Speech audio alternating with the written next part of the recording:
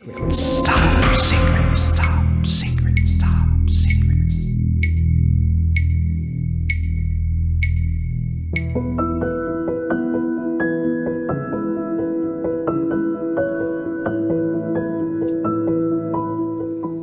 Good evening Luzon, Visayas, Mindanao, Metro at Mega Manila. Sa lahat po ng mga nakatutok ngayon sa 90.7 Love Radio.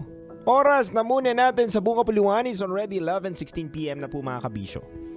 Kasama niyo po ang titindig sa mga pinaglalaban ninyo, DJ Titan Jalo. At kasama mo ang Basa Princess DJ Rakitera. And welcome to the program Top Secrets, kung saan pwede ka makapagbahagi ng yung pinakatatagong sikreto. Ito ang programang hindi kahuhusgahan. Pagkos ikay pakikinggan. Ang programa sa radyo na nagpo-promote ng Will Listen. And we don't judge culture. And welcome na po natin ngayon ang ating Top Secret Sharer na nasa kabilang linya. Magandang gabi po. Hello po. Hello, magandang gabi. Magandang gabi po. Naririnig niyo naman po ako. Yes. Yes, ma'am. Ano pong pwede naming itawag sa'yo? Ange. Ange. Ange, ilang taon ka na? 32 po. 32. Sang lupalop ka naman galing, Ange? Alabang. Alabang. Mhm. Okay, sige Ange, di na kami magpapaligoy-ligoy pa dito. Ange, 32 from Alabang. Ano ang top secret mo? So, yung father ng kababata ko kissed me nung New Year. Which is weird. Yung tatay ng kababata mo, Oo. hinalikan ka. Tama? Yes. Okay. New Year. New Year. Oh. Mm. Pwede mo bang i-describe muna sa amin kung gaano nakatanda itong kababata mo at gaano na rin katanda itong tatay ng kababata mo? Yung kababata ko, parang a year older lang. So, isang taon lang mas matanda. And then yung tatay na kasabayan, na parang nasubaybayan akong lumaki, is around, I think, ngayon is almost in his 60s. 60s, alright. Meron kaming tanong dito at ito yon. Saan ka hinalikan? Pero bago mo sagutin yan, pwede mo bang ikwento sa amin kung ano itong pangyayaring to? Paano nangyari ang lahat ng to? So, syempre, New Year, nagkakatuwa, nagiinuman. Pumasok ako doon sa bahay ng pinagpupwestuhan namin para mag-CR. And then, nakasalubong ko siya. I think magsi-CR din yata siya. Tapos, brief lang. Ginrab niya yung mukha ko, kissed me, and then left. Ginrab niya yung mukha mo and then kissed you. Sa lips? Tapos And then umalis. Pumasok na sa bahay. Oh, pero sa lips ba? Opo. Ayun. Smack! Smack lang. Mm-mm. Walang ibang sinabi? Wala. Baka naman nasayahan lang, nakainom, ganun. Nakainom ba siya? Mm-mm. Ikaw nakainom ka? Mm-mm. Oh. Pero hindi pa yung sobrang kalaliman ng inom. Mhm. Okay. Ganun. Pwede ba naming matanong kung anong klaseng relationship yung meron kayo sa family nitong kababata mo? Casual, close nung bata, pero nag-grow apart nung lumaki.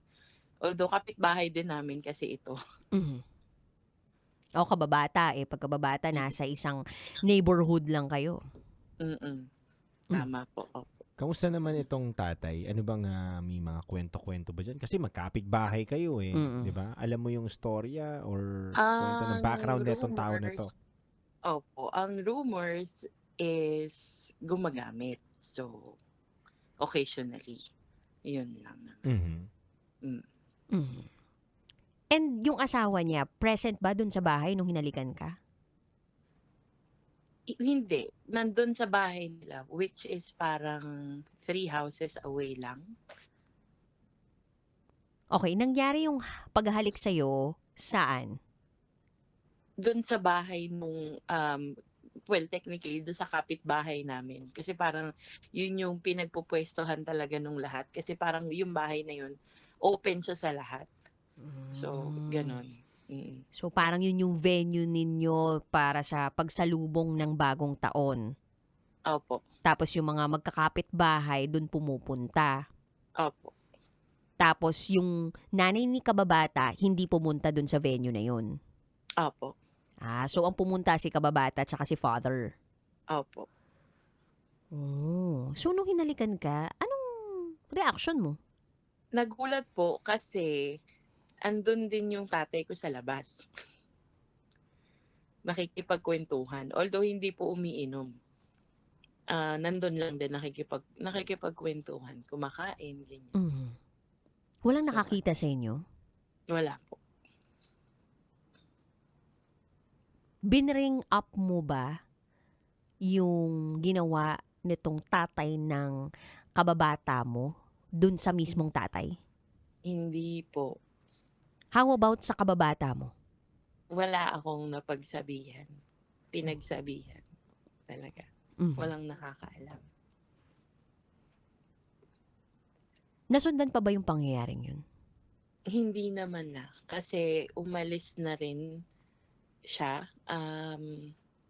Sumampa ata sa barko. So, hindi pa siya retired? Opo. Kayang-kaya pang magbarko? Ganun po. Na ano lang, hindi lang siya mawala sa isip ko kasi syempre, nagmamano ako doon. Ganon, namamas ko kami dati nung bata pa kami. Ayun po. Saka, syempre may takot, may iisip ko, ano bang tingin sa akin? Bakit naisip niya na pwede niyang gawin yun?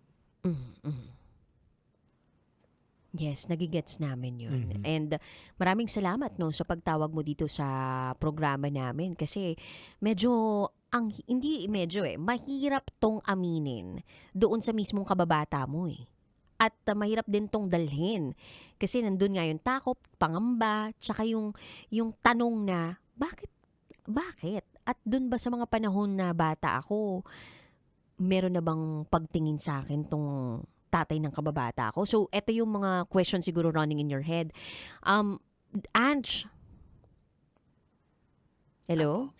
Apo. Nung bata ka ba, wala bang naging signs or senyales na gusto ka o trip ka nitong daddy ng kababata mo? Ang natatandaan ko lang po nung bata ako pag nagbe-bless, parang yung kinukusot yung ulo, yung buhok. And then nung high school, college, parang tatanong lang, saan ka pupunta? Sino kasama? Ganun lang. Which I think nung time na yun, di ko naman naisip kasi parang common naman sa lugar namin na hindi lang naman siya yung nagtatanong kung saan ako pupunta pag nakita ako sa mall or nakitang paalis ako, gano'n.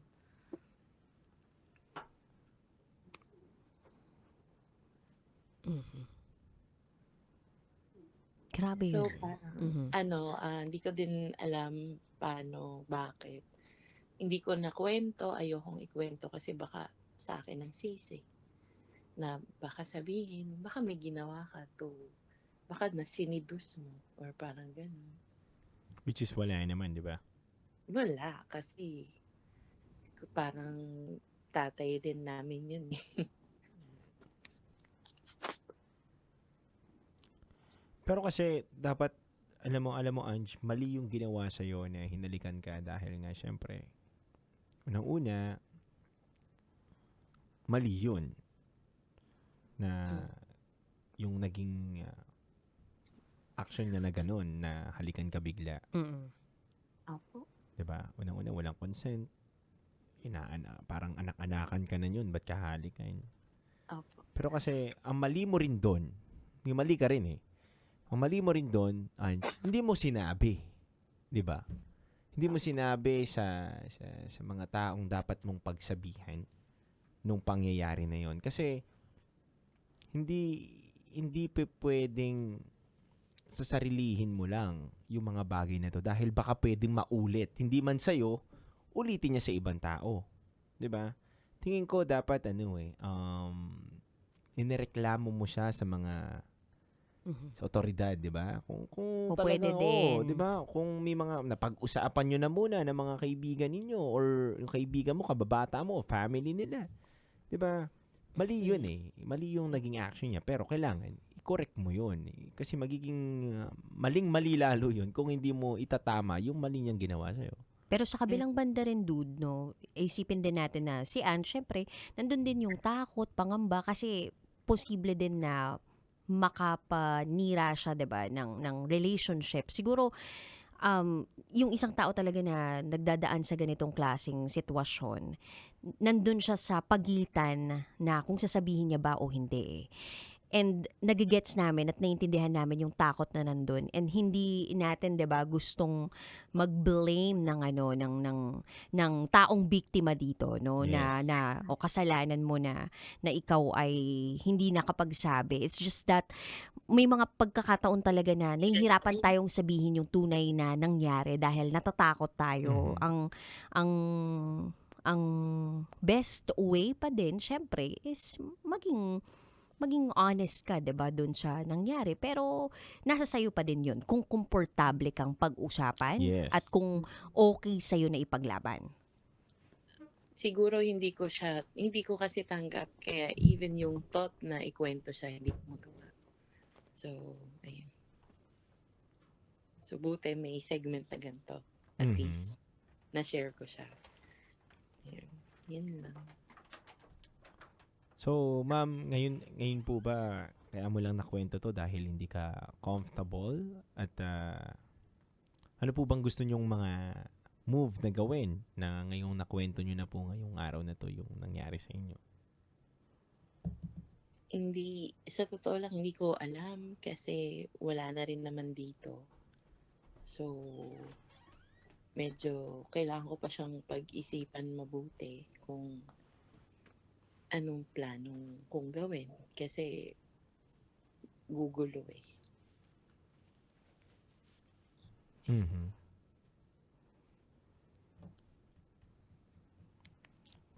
So, parang maiipit ako.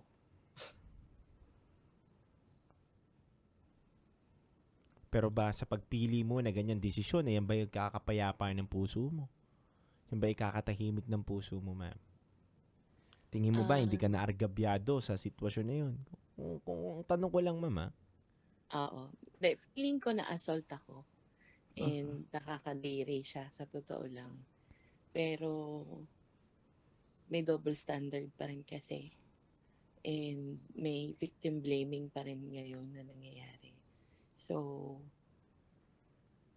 wala eh. Wala akong magawa.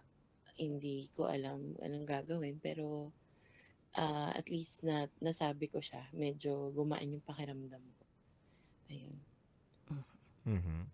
So, inisip ko na lang na dahil because gumagamit siya occasionally, na baka wala siya sa wisyo. Pero kasi sa stand ko naman dito, pinaglalaban ko naman dito. Naiintindihan ko kanina yung sinasabi ni DJ Rocky na kung minsan may mga tao talagang hindi makapagsalita. Pero dapat maging matibay at matapang tayo na sabihin yung mga ganito. Bakit? Kasi hindi pa pwedeng itolerate itong mga ganito na bagay. Dahil kung may mga taong mananahimik at hindi magkakaroon ng boses para itama yung mga maling ginagawa na ganito, mananatili na paulit-ulit po ito at hindi mapuputol yung ginagawang kabastusan o kamalian ng mga taong nang-aabuso na ganito.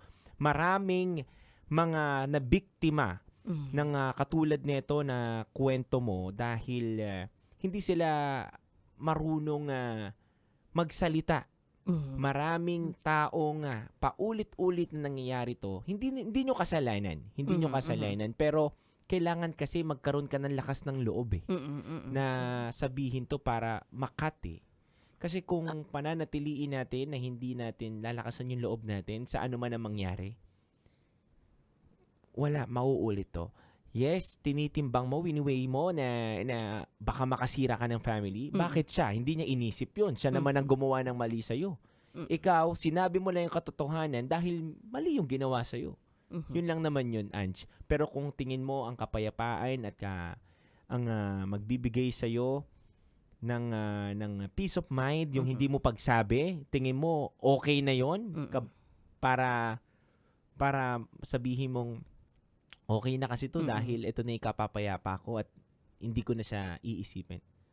Wag ka na magreklamo. Nasa sa'yo. At the end of the day, ikaw yan. Diba? Yeah. Ikaw yung ginawan. Pero para po sa lahat ng mga nakikinig, wag po natin itolerate yung mga ganitong action ng mga tao dahil hindi po dapat natin itikom ang mga bibig natin. Kasi uulit. Mm-mm. Uulit at uulit. Mhm. Dapat panagutin ang dapat managot. Dapat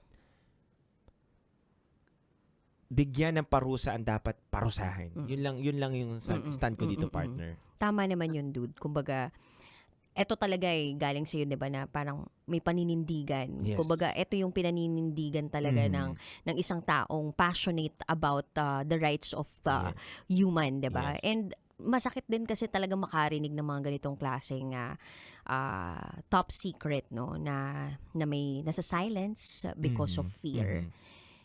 And out of hands namin to. I mean, these are the situations na hindi namin din talaga hawak. At ikaw talaga, Ange, no, ang may hawak ng magiging desisyon mo, reaction mo sa kung ano yung mga nangyayari sa buhay mo, kung paano ka nagre-responde doon. Tama. Kung saan ka komportable, katulad nga ng sabi ni Titan Jello, kung saan ka komportable, kung ano yung makaka-contribute dun sa kapayapaan or peace of mind na meron ka, peace of heart na meron ka, edi dun ka. It's just that kung ito ay patuloy na bumabagabag sa iyo, baka meron talagang kailangang gawin. Yes. At baka ito yung itong boses mo na ito, 'di ba, ay kailangang marinig ng mga tao nang sa gayon hindi sila matakot at magkaroon nga sila ng lakas ng loob para makapagsabi talaga ng tunay na nangyari. Apo. Thank you po. And thank you, Ange, kasi binuksan mo yung mga mata namin at para mapag-usapan natin yung ganitong bagay.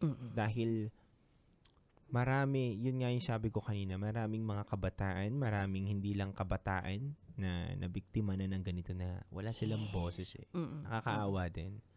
'Di ba? So, kung ikaw, Ange, isa ka sa mga boboses, isa ka sa mga maglalakas loob na ikat na yung mga ganitong pangyayari, ibig sabihin, isa ka na rin sa mga taong tumulong sa mga walang boses, sa mga pwede pang mabiktima ng ganitong tao.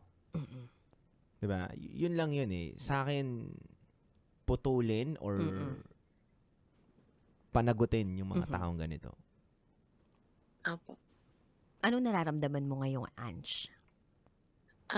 Medyo gumaan yung pakiramdam ko po na na-share ko siya. So, ayun po. Thank you. Maraming salamat. Anong Ange. next steps mo? Sa totoo lang, hindi ko pa alam. Yan daw Pero alam.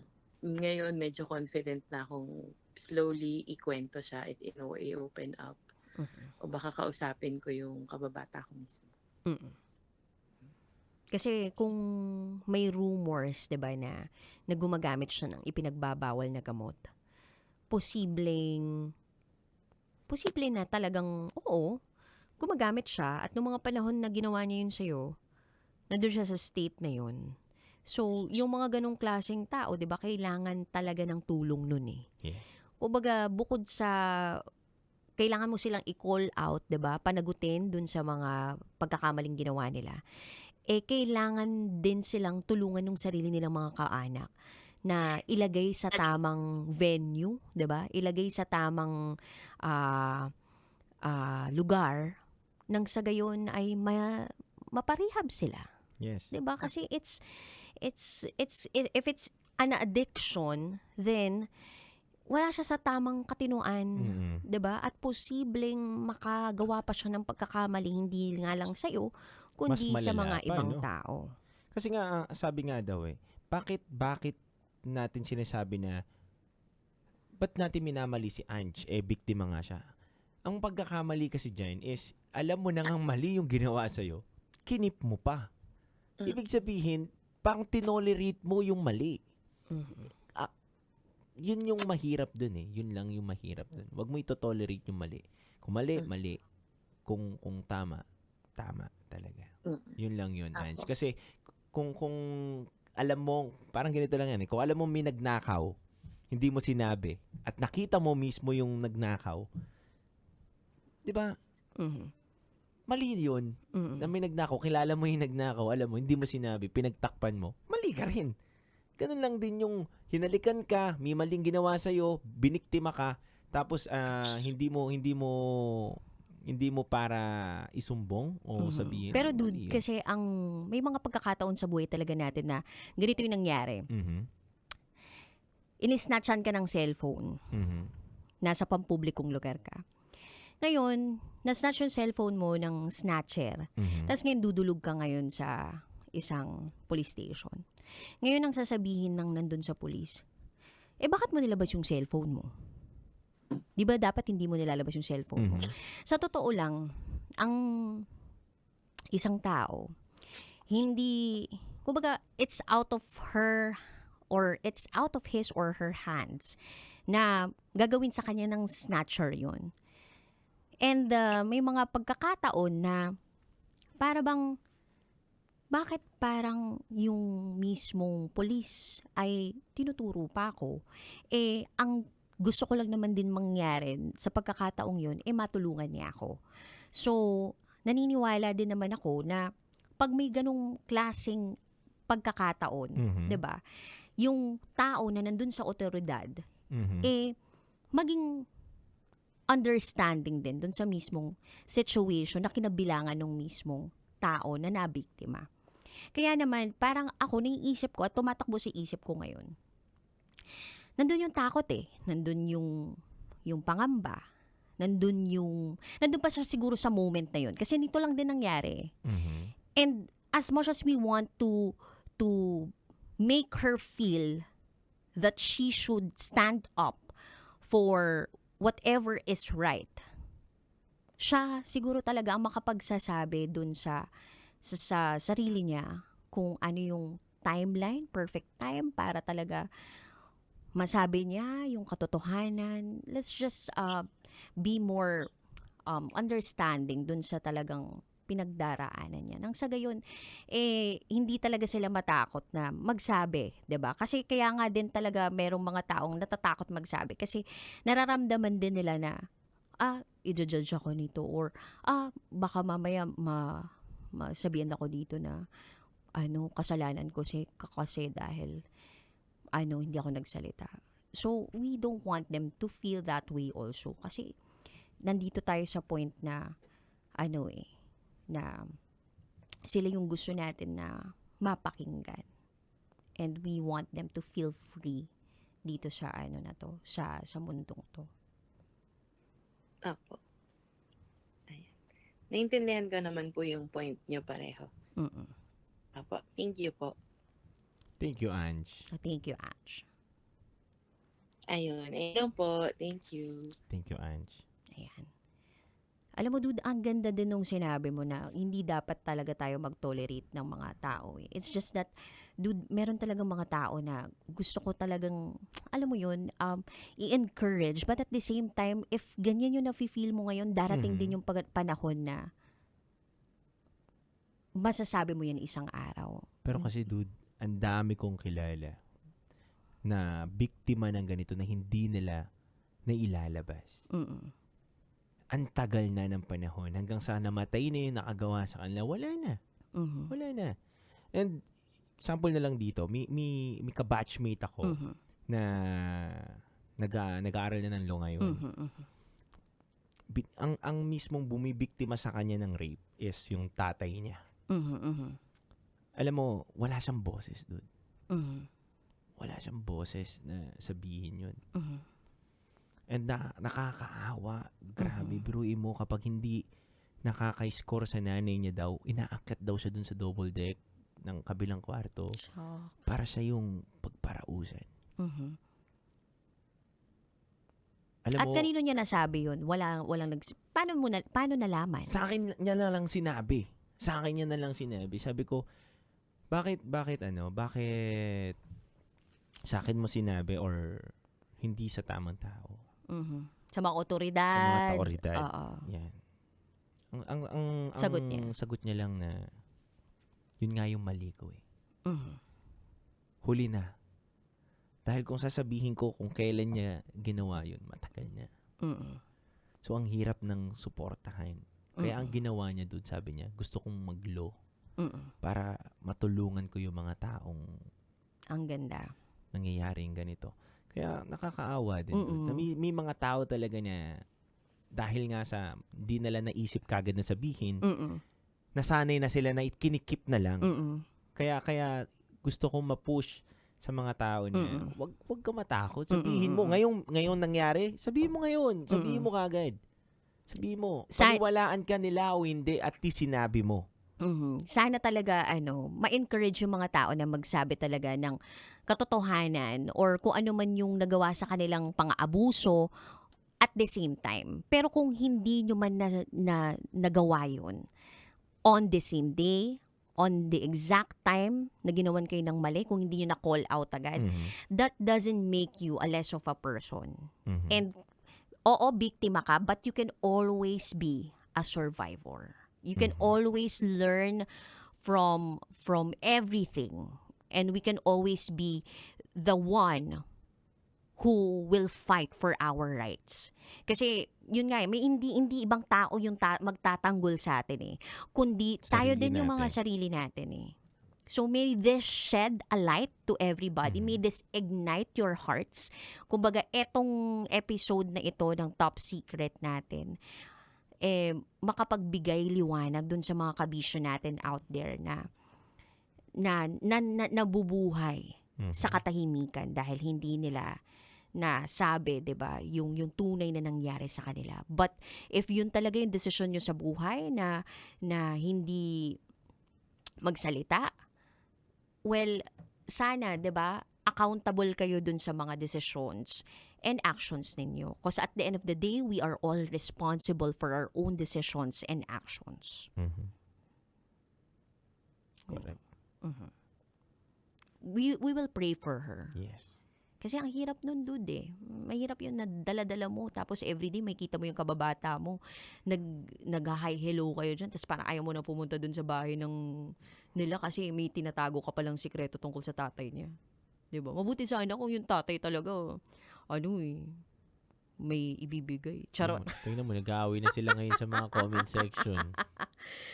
Bakit? Ano sabi nila? Ayun, nag-aaway na sila. Kung sino ang tama at sino ang mali. Sino ba talaga? Naalala.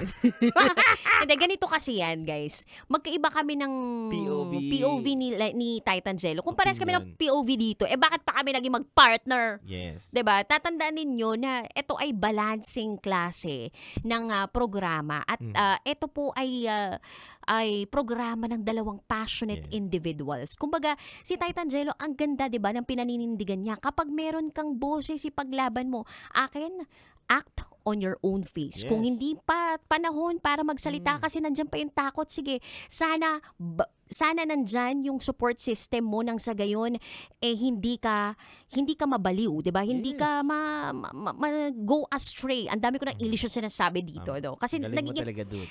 nagiging passionate ako about this eh. So sana makita natin yung both Very ends of the spectrum dahil hindi naman tayo binigyan ng utak lang para mag-isip lang ng isa, 'di ba? Tama. Kumbaga, binigyan tayo ng utak para May kanya-kanya tayong opinion. Oo, mag-isip ng maraming bagay nang sa gayon mabalanse natin ang mga Yeah. bagay-bagay. And this is the kind of program na hindi namin kayo gagawing bobo. Yes. Gagawin namin kayo malawak na tao. Tama. Yun ang offering ng programang ito. And if hindi nyo nagigets tong programang to, 'di ba? Naiisip nyo lang na yung DJs hindi sila parehas ng advice. Bakit pa kami pinag-partner kung pares kami ng advice? Ito si Rocky na lang yun nandito. Kuwawa naman ako. Wala na akong trabaho. Diba? Kaya nga mas nagkaroon ng lalim ang programang Yan. ito because of Titan Jello dahil binibigyan niya tayo ng iba pang perspektibo. Sa akin kasi, dude, tama yung POV mo. Pero iba din kasi ang POV ko eh. 'Di ba? Magkaiba lang talaga. Ako Totoo. agree ako kay Agree din ako sa'yo, dude. Agree ako kay partner. Ang ganda and iba rin kung paano niya i-handle yung pagbitawan mo. Pero anyway, ang ganda nito talaga. Ito mas gumaganda yung kiss-kissan. Oy. And ngayon, for the first time natutuwa ako kasi ganito kalalim at nag-aaway ang ating mga kabisyo ngayon. Na hindi, ito yung tama, ito yung mali, ito yung point ko eh. Huwag ganun, huwag kayo mag-away. Kaya Ito po nga ay bukas lahat ng bukas ang opinion opinion natin dito. Tinutulungan po natin yung kabisyo natin na si Si Ange. Si Ange. Kung si Ange nga Totoo. nauunawaan niya yung Totoo. dalawang ano. It Diba? is the both ends of the spectrum. Ibig sabihin nun, yung dalawang dulo, 'di ba, ng bagay na yung lugar ng yun ay nalilibot ninyo. Nang sa gayon talagang ma-explore ninyo yung buhay, kung ano yung talagang siguro mindset pagdating sa ganung klaseng bagay. Hindi yung kung ano yung sinabi lang ng isa mag-agree kayo. Tama. Hindi lang yung sinabi ng isa ito mag-a-agree kayo. So dito pinapalawak namin yung gusto yung kung ano yung pwede ninyong maintindihan Tama. pa at kung ano pa yung pwede ninyong maisip. I think this is really the program for that, dude. Kaya bilib ako dito sa programang to eh. Kumbaga, Daming nabubuksan na. dami nabubuksan na na mga ideas eh. Yeah. So yun lang, huwag kayong mag-away sa comment section. At the end of the day, magkaibigan pa rin kami ni Titan Jello at Oo. aasarin ko pa rin siya. Yan. Ang init lang. Alam ko na kung bakit uminit, dude. Kasi binahinaan ko yung aircon. Init yata talaga Twe- tayo. Kaya pala, kasi sabi ko kanina, parang naiinitan na ako. Yung pala, nakapatay na yung isang aircon dito. Tapos pina-22 ko yung degrees Celsius dito. Kanina 16 degrees Anyway, Celsius to pero thank you sa lahat ng mga kabisyo kasi nakikita nyo yung namin, aming mga side and talento at paano kami mag-isip, 'di ba? So kayo na mag-weigh kung sino Totoo. talaga ang gusto ninyong pakinggan sa aming dalawa. So Or yun. dude, pakinggan nila tayo. Diba? Kumbaga Diba? wala naman tong ito yung POV ni POV na Yes, ito. yes, Ito yes. yung kakampihan ko. Hindi. At the end of the day, para kami magkapatid dito eh. Yes. Na parang at the end of the day, magkapatid pa rin kami at kung meron man kaming gustong ibigay sa inyo, yun ay pagmamahal, pangunawa at suporta sa inyo. It's just that, again, etong kapatid kong si Titan Jello, talagang ayaw niya na may nayuyurakang pagkatao. Ako naman, gusto ko, timeline mo, o sige, go ka lang, ganyan. Nandito lang ako nakaside. Namumula ka na, Mars! Dude, ang init, 22 degrees May mga Celsius. tumatawag pa, bawal na. Sarado na po. Sarado na yung namin, yung tindahan namin dito. Ayan, kaya nga sila partners. O nga, ang dami pala sa Dami, partner. Sa Marami. Kanina nagbabakbaka na nga. Munti ka na magsalpukan. Tinan mo, nagtatawanan pa kami dito. Nako. Huwag na kayong mag-away dyan sa comment section. Basta respetuhin natin ang bawat opinyon ng bawat isa. Yun talaga yun. And at the end of the day, diba, we don't want you guys to feel na kami ay kalaban ninyo. Kami po ay inyong masasandalan sa lahat ng pagkakataon ng buhay ninyo. Yes. We're just here to shed some light doon sa mga utak ninyo, sa mga madilim nyong mga naiisip sa buhay. Ayan. Maraming salamat. Kasama nyo po kami palagi, mga kabisyo. Diba? Araw-araw.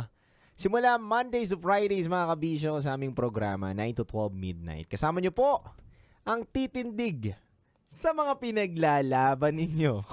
DJ Titan Jello. At kasama nyo rin po ang inyong Basa Princess, DJ Rakitera. At ikay nakatutok sa 90.7 Love Radio. Kailangan ba bang i-memorize yan? Basic! Metro's #1 Love Radio. Basic!